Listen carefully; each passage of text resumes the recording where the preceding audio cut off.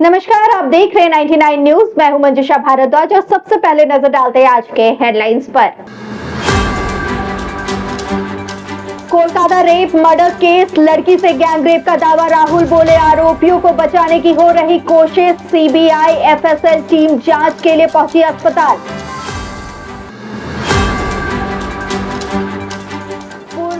अनंत सिंह को हाईकोर्ट से मिली bell. AK-47 मामले में सबूतों के अभाव में हुए बरी, समर्थकों में खुशी की लहर।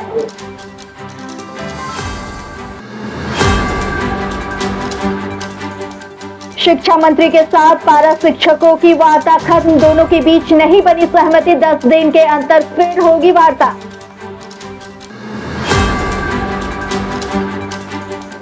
रांची में सेक्स रैकेट का पर्दाफाश, आपत्तिजनक हालत में पकड़ी गई 5 लड़की और 2 लड़के, तस्करों में मचा हड़कंप। महिला सुरक्षा को लेकर रांची पुलिस की पहल जारी, किया QR कोड, बसों और ई-रिक्शा पर चिपकाया गया कोड। खतरे के वक्त महिलाओं की मदद करेगा QR कोड। और अब चलिए देखते हैं देश दुनिया राज्य की खबरें विस्तार में। बिहार के बाहुबली नेता और मोकामा के पूर्व विधायक अनंत सिंह को पटना हाईकोर्ट ने AK-47 मामले में बरी राहत दी है। सबूतों के अभाव में हाईकोर्ट ने उन्हें बरी कर दिया है। इससे पहले निचली अदालत ने उन्हें इस मामले में सजा सुनाई थी। इस फैसले से उनके जेल से बाहर निकलने का रास्ता साफ हो गया है। पटना हाईकोर्ट के जस्टिस चंद्रशेखर झा की बेंच ने दोनों पक्षों की दलील सुनने के बाद ऑर्डर को रिजर्व रखा था। अनंत सिंह के खिलाफ AK-47 कांड के सबूतों का अभाव पाया गया। आज इसी रिजर्व ऑर्डर को यानी फैसले को सुनाया गया। में था बाढ़ PS 389/19 था। माननीय विधायक अनंत कुमार सिंह जी का जो AK-47 वाला मामला था, जो गांव से कहा गया था कि AK-47 बरामद हुआ, यहाँ से कन्विक्शन हुआ था सिविल कोर्ट से।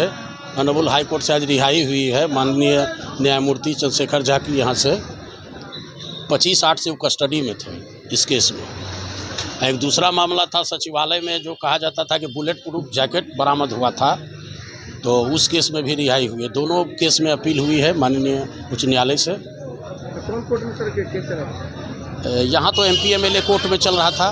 पटना में ADJ 3 है स्पेशल कोर्ट, यहाँ MP MLA केसेज का ट्रायल के लिए, सेशन ट्रायल का।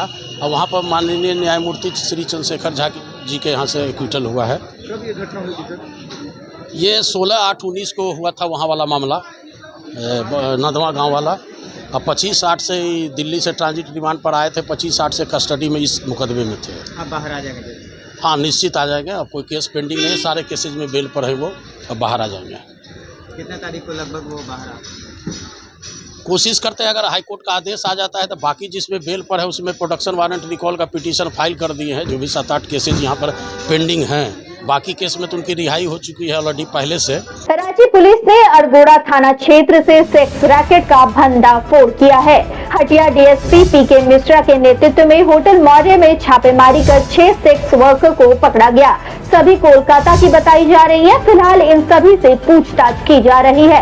दिलचस्प बात यह है कि इससे पहले भी उसी होटल में पुलिस ने छापेमारी कर सेक्स रैकेट का भंडाफोड़ किया था। आगे जाके बोलो, आगे सामने से।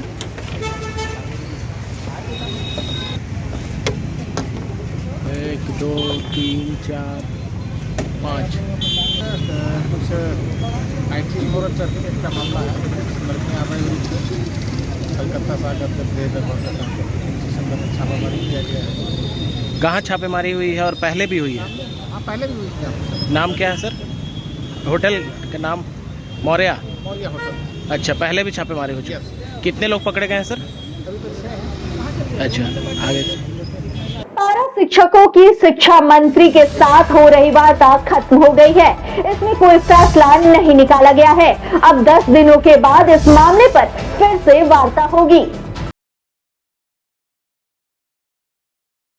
कहते हैं ना, एक आपने मूवी देखा होगा जिसमें साफ तौर पर कहा जाता था जैसे कोर्ट में तारीख पर तारीख मिलती है, कुछ ऐसी ही तस्वीर हम लोगों को शिक्षा मंत्रालय में भी देखने को मिल रही है। वो हम इसलिए कह रहे हैं क्योंकि पारा शिक्षकों को लगातार तारीख पर तारीख मिल रही है। हम उन्हीं से जानेंगे और उनसे चीजों को समझने की कोशिश करेंगे, क्योंकि आज की भी बैठक जो है वो पूरी तरीके से कहा जाए तो कहीं ना कहीं विफल मानी जा रही है। क्या कुछ चर्चा हुई, क्योंकि आप लोग को तारीख पर तारीख मिल रही है? हाँ, अगर तारीख पर तारीख की बात करें तो ये पारा शिक्षकों की तकदीर से बन गई है। 2004 से जब से हम लोग अपने हित के संघर्ष में हम लोग हैं, तब से वेतनमान हम लोग 2004 में भी मांग रहे थे, आज 24 में भी मांग रहे हैं। पिछली बार सरकार ने प्रस्ताव दिया कि हम 1500 रुपये मानदेय बढ़ोतरी तक अधिकतम आ सकते हैं, और आज वो बढ़ के 2000 तक पहुंचे। हम लोगों ने उसको सिरे से नकारा है कि हमको ये 2000 की वृद्धि स्वीकार नहीं है। अगर आप 5200 से 20,200 के वेतनमान में 2000 के ग्रेड पे में भी सजा के हमको देंगे तो हम उसको स्वीकार करेंगे। समूह से हम लोगों ने इस पर सहमति ली थी। उस स्लैब में लगभग 6 से 7 हजार रुपये प्रति श्रेणी की वृद्धि होगी। लेकिन जिस तरीके से सरकार कह रही है कि आर्थिक बोझ बहुत ज्यादा बढ़ेगा अगर उस ग्रेड पे में हम जाते हैं तो। नहीं, अगर सरकार ये कर रही है तो देखिए, जैसे हर सिक्के के दो पहलू होते हैं। सरकार ये कर रही है कि आर्थिक बोझ बढ़ेगा, और हम ये कर रहे हैं कि अगर 6 से 7 हजार रुपये देने के बाद भी अगर आपका 400 करोड़ बढ़ेगा तो जो काम हम 400 करोड़ बढ़ाने से कर दे रहे हैं आपका, वही सरकारी टीचर 1200 करोड़ में जो काम कर रहा है उसको हम 400 करोड़ में करने के लिए तैयार हैं। तो एक पक्ष उसका ये भी है। आपसे जानना चाहेंगे क्या कुछ क्योंकि अगली वार्ता की बात की जा रही है, रक्षाबंधन के बाद एक बार फिर से तारीख मिली है। देखिए, आज की वार्ता कुल मिला के कहें कि सहायक अध्यापकों की आशा के विपरीत माने है अब तक का निष्कर्ष। माननीय मंत्री जी का ये कहना कि हम 2000 से ज़्यादा का लिमिटेशन पार नहीं कर सकते हैं, हम लोगों ने अपना लिमिटेशन तय किया है, और माने न्यूनतम या अधिकतम 6 से 6,500 की वृद्धि की बात हम लोगों ने प्रस्ताव दिया। और आज माननीय मंत्री जी कहे कि हम इसके लिए अब मुख्यमंत्री जी से समय लेंगे, बात करेंगे, अनुमति लेंगे। और मुझे जहाँ तक लगता है पिछली बार भी आपका यही बयान था, जो मंत्री जी ने कहा था आप लोगों को कि एक बार मुख्यमंत्री से वार्ता करेंगे। इस बार भी आप? पिछले बार माननीय मुख्यमंत्री जी का लिमिटेशन 1500 था, और इस बार सीएम से अनुमति लेने के बाद वो लिमिटेशन 500 बढ़ा है। तो कहिए कि बहुत ज़्यादा डिफरेंसेस है हम लोगों के बीच में। वो 2000 दे रहे हैं, हम अधिकतम या न्यूनतम कहिए 6500 मांग रहे हैं। तो आज की वार्ता कुल मिला के कहिए हमारे आशा के अनुरूप नहीं रहा। अब आगामी बैठक की तिथि कहिए कि फाइनल नहीं हुआ है, लेकिन एक सहमति बनी है कि रक्षाबंधन के बाद पुनः बैठेंगे। और हम लोगों ने राष्ट्र माने कहिए कि जो मानदेय वृद्धि का जो फ्रेम है वो तय कर दिया है कि 26,000 से नीचे में हम लोग नहीं मानेंगे। आगे की रणनीति क्या होगी, आपसे जानना चाहेंगे आगे की रणनीति क्या है, क्या करने वाले, क्या फिर इंतजार करेंगे? देखिए, आगे की रणनीति चूंकि संगठन में मतलब बहुमत के आधार पर निर्णय लिए जाते हैं। बाहर में कमोबेश सभी जिला कमेटियों के पदाधिकारी, जिला अध्यक्ष, जिला सचिव हैं।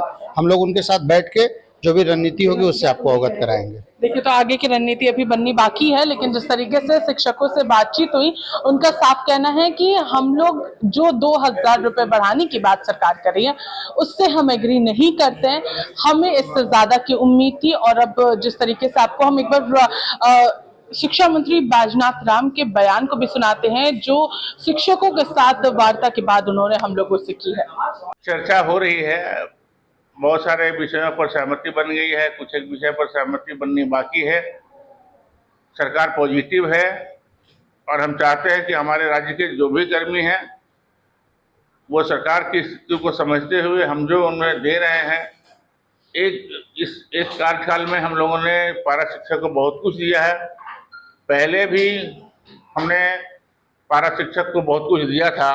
आज पारा शिक्षक से जो सीधे शिक्षक बन रहे हैं, परमानेंट शिक्षक बन रहे हैं, वो मेरी देन थी कि 50% आरक्षण हमने दिया था नियुक्तियों में।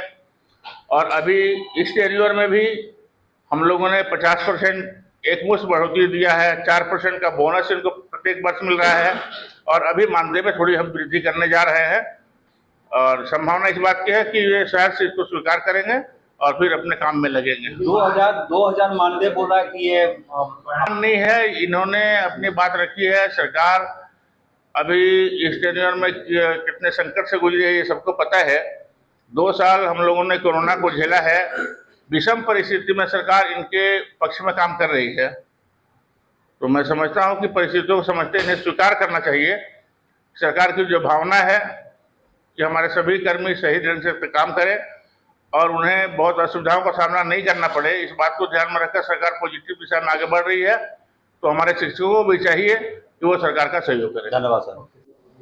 तो जिस तरीके से शिक्षा मंत्री ने भी यहाँ पर साफ तौर पर कहा कि अभी बातचीत हो रही है, कई सारी चीजों पर सहमति बनी है, कई सारी चीजों पर नहीं बनी है। वहीं दूसरी ओर अगर हम बात करते हैं तो सुदिव्य कुमार सोनू, जो कि खुद इन लोगों के सूत्रधार कह सकते हैं, वो इनके साथ बने हुए थे सरकार के बीच। उनकी भी बयान को हम आपको सुनाते हैं, आखिर वो क्या कुछ कह रहे हैं। बहुत सारे बिंदुओं पर सैद्धांतिक सहमति बनी है, कुछ बिंदुओं पर गतिरोध है। उम्मीद है कि अगले हफ्ते होने वाली इस बैठक में उन गतिरोध को दूर कर दिया जाएगा। किन मुद्दों पर अभी भी गतिरोध बना हुआ है? क्या समन्वय क्यों नहीं बन पा रहा है? निश्चित रूप से गतिरोध जो बना हुआ है वो आर्थिक मसले पर ही गतिरोध है। हमारे सहायक अध्यापकों की अपेक्षाएं जो हैं और सरकार के पास जो संभावनाएं हैं, दोनों में थोड़ा अंतर है। हमें उम्मीद है कि आने वाले समय में हम लोग इसको पूरा करेंगे। मतलब एक और बैठक होगी? बिल्कुल, एक और बैठक होगी और संभवतः वो रक्षाबंधन के बाद उस बैठक को शेड्यूल किया जाएगा। आप लोग कितना 2000 बनाने की बात कर रहे हैं? ये सहायक अध्यापक संवर्ग के लोग इसको स्पष्ट करेंगे। मैं इतना ही कहूँगा कि सरकार की तरफ से जो प्रस्ताव गया उसमें पूर्णतः सहमति नहीं हुई, इसलिए अगली बैठक संभावित है। तो साफ तौर पर आप लोगों ने यहाँ पर सुना कि किस तरीके से सभी चीजों पर चर्चा चल रही है, अगली तारीख मिली है, बातचीत का दौर जारी रहेगा और बहुत जल्द चीजें जो है वो स्पष्ट होगी। संगठन ने भी साफ तौर पर, जो पारा शिक्षक है उनका भी कहना है कि हम लोग सारी चीजों को तय करने के बाद मीडिया को अवगत कराएंगे। फिलहाल इस खबर में हमारे साथ नहीं, सहयोगी सुशील के साथ में पूजा दुबे, 99 न्यूज, रांची। डीजीपी के निर्देश पर सुरक्षा को लेकर डायल 112 का क्यूआर कोड जारी कर दिया गया है। आपातकालीन स्थिति में क्यूआर कोड की मदद ली जा सकती है। डीआईजी, एसएसपी सिटी, एसपी ग्रामीण, एसपी ट्रैफिक, एसपी की मौजूदगी में क्यूआर कोड को जारी किया गया। पर रांची पुलिस ने डायल 112 जो इमरजेंसी रिस्पॉन्स सिस्टम हमारा है, उसको लेकर के 2 क्यूआर कोड डेवलप किए हैं। ये क्यूआर कोड जो डायल 112 की जो टीम है और रांची पुलिस के द्वारा डेवलप किया गया है। इसमें बेसिकली एक क्यूआर कोड है जो कि विभिन्न tempo, auto, e rickshaw, city bus इत्यादि पर लगाया जाएगा और इसमें हम इस क्यूआर कोड को स्कैन करने के साथ ही जो लड़कियां हैं, महिलाएं हैं या कोई भी व्यक्ति, अगर उनके साथ कोई समस्या है, कोई ईव टीजिंग अगर महिलाओं के साथ हो रही है, कोई उनको प्रॉब्लम हो रही है, तो उसकी शिकायत दर्ज कर सकते हैं। दूसरे तरह का जो क्यूआर कोड है वो एटीएम इत्यादि में लगाया जाएगा, एटीएम के गेट पर और अंदर में।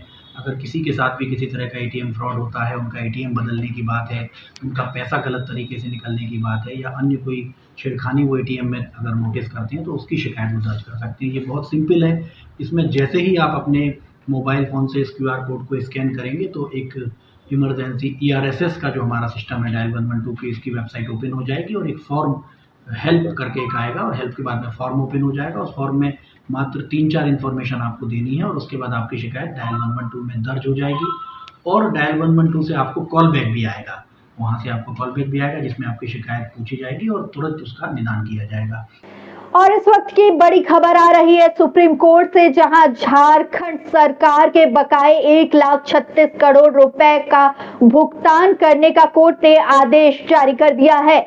सुप्रीम कोर्ट ने राज्य के बकाए भुगतान को जल्द से जल्द जारी करने का निर्देश दिया है। सुप्रीम कोर्ट के फैसले को मुख्यमंत्री ने अपनी बड़ी जीत बताते हुए अपने सोशल मीडिया अकाउंट एक्स पर पोस्ट करते हुए लिखा है कि यह एक बड़ी जीत है। माननीय सुप्रीम कोर्ट का आभार भी हेमंत सोरेन ने जताया है। सुप्रीम कोर्ट के आज के ऐतिहासिक फैसले से हमारी लगातार मांग सफल रही है। अब झारखंड को केंद्र से मिलेंगे अपने बकाए 1,36,000 करोड़ रुपए। हर झारखंडी के इस बकाए अधिकार को लेकर आपकी अन्य सरकार लगातार आवाज बुलंद कर रही है। यह जो बातें थी यह हेमंत सोरेन ने अपने एक्स हैंडल पर जारी कर लिखा है।